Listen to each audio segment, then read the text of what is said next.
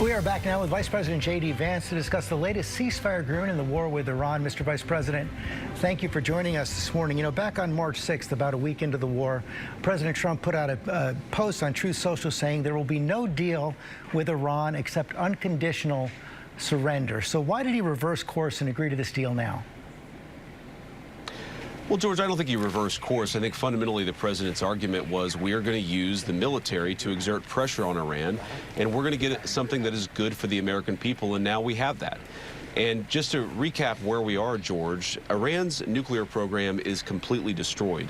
What this deal fundamentally does is it reopens the Straits of Hormuz. You see oil prices have already come down substantially just in the last 24 hours. But it also simultaneously provides a two-path option for the Iranians. On the one hand, if they continue to try to rebuild their nuclear program, this deal ensures they will never have the resources in order to do that.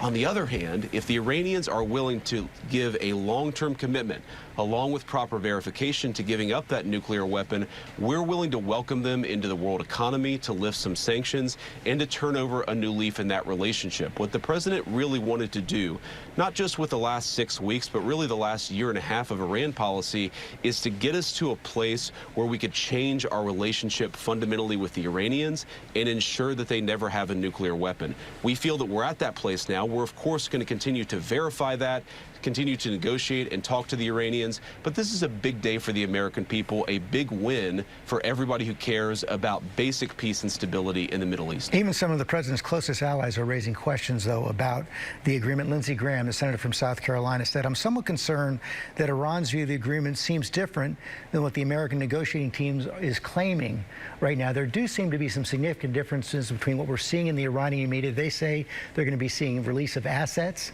as the agreement is signed. They're not going to sign the agreement unless those assets are released. Is that true?"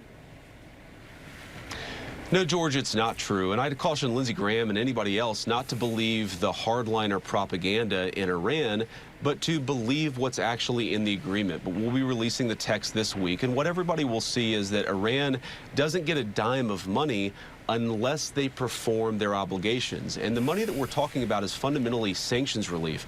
We're not giving them American money. Not a single dollar of American money will go to Iran. But what we are saying, George, is we're willing to give significant sanctions relief if the Iranians make the kind of long-term commitments that are necessary to be a normal country, to give up their nuclear weapons program, to stop funding terrorist activities all over the Middle East.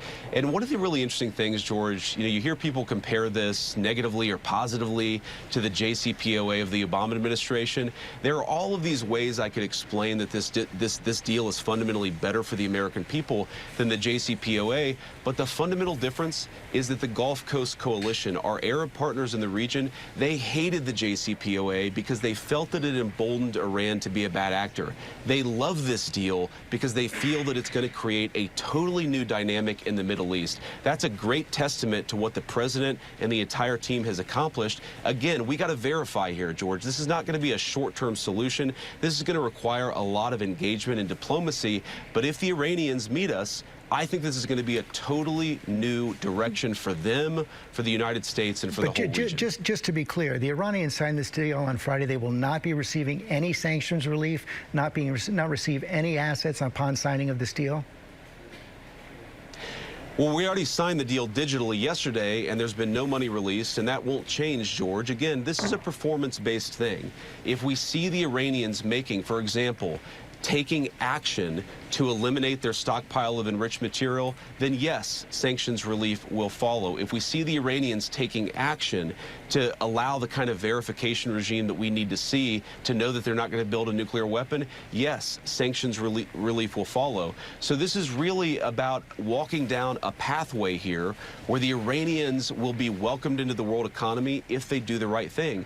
And George, we have to remember, their economy is fundamentally destroyed. Their nuclear program is fundamentally destroyed. If they don't do the right things, if they don't allow the verification regime, they're never going to have the money to rebuild their nuclear program to begin with. So this is fundamentally a win-win for the American people. What the president has said is he wants it to be a win for the Iranian people as well, but that requires some real trust building and some real positive conduct from the Iranian political system. We're going to see if that happens. If it does, they're absolutely going to find the president the United States and the entire team a willing partner to make their country more prosperous. You mentioned the support of the Gulf states. This is not being welcomed in Israel right now. The National Security Minister for the Israeli government says this is not binding on the Israeli government. The Defense Minister of Israel says they are not going to pull troops out of Lebanon. Could that complicate the deal?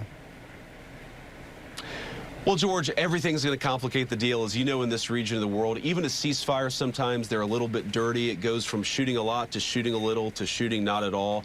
But what we fundamentally believe is that this is going to be a good deal for the people of Israel, for the people of the Gulf, the people of America, and again, potentially for the people of Iran as well.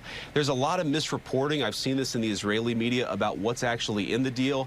I think when the people of the region see what's in the deal and see the kind of commitments the President of the United States is making, they're going to see this is good for everybody. Peace and prosperity is good for everybody. That's true for Israel. It's true for Saudi Arabia and UAE and Qatar.